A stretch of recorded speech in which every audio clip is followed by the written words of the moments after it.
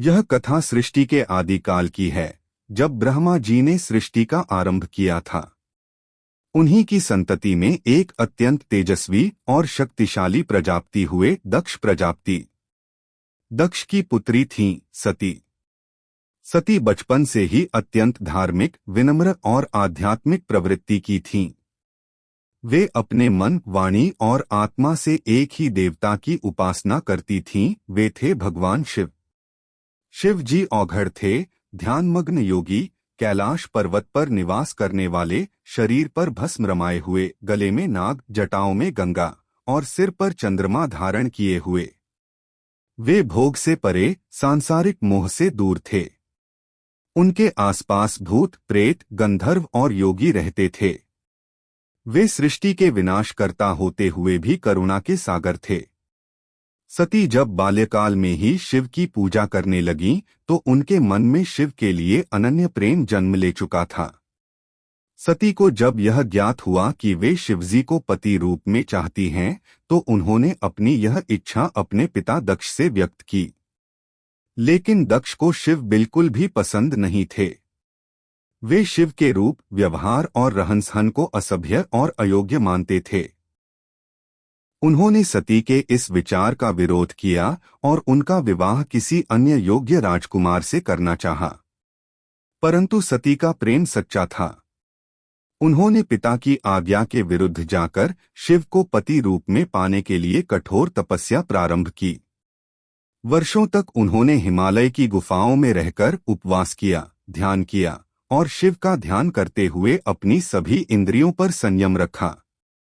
उनके इस कठोर तप से प्रसन्न होकर भगवान शिव ने स्वयं प्रकट होकर उन्हें वरदान दिया, तुम मेरी अर्धांगिनी बनोगी।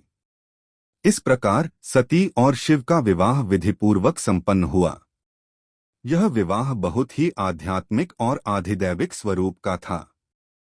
समस्त देवता, गंधर्व, यक्ष, ऋषिमुनि इस विवाह में उपस्थित हुए।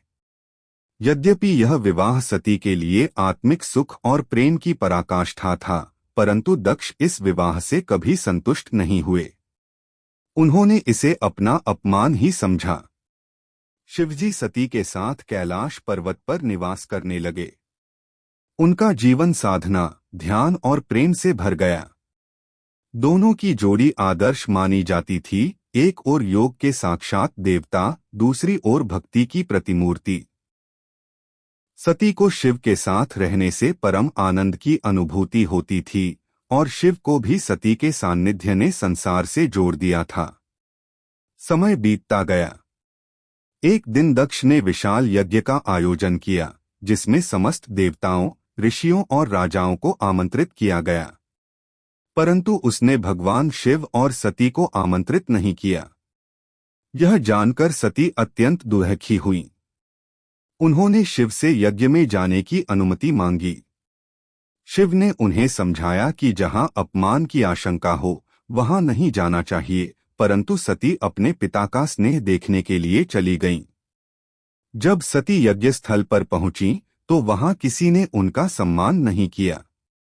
उनके पिता दक्ष ने शिव के प्रति अपमानजनक शब्द कहे। सती का हृदय दुख और अपमान से भर गया। उन्होंने यज्ञ स्थल पर यज्ञ अग्नि में स्वयं को समर्पित कर दिया। जब यह समाचार भगवान शिव को मिला, तो वे भयंकर क्रोध से भर उठे। उन्होंने वीरभद्र और भूतगणों को भेजा, जिन्होंने यज्ञ स्थल को ध्वस्त कर दिया और दक्ष का सिर काट डाला।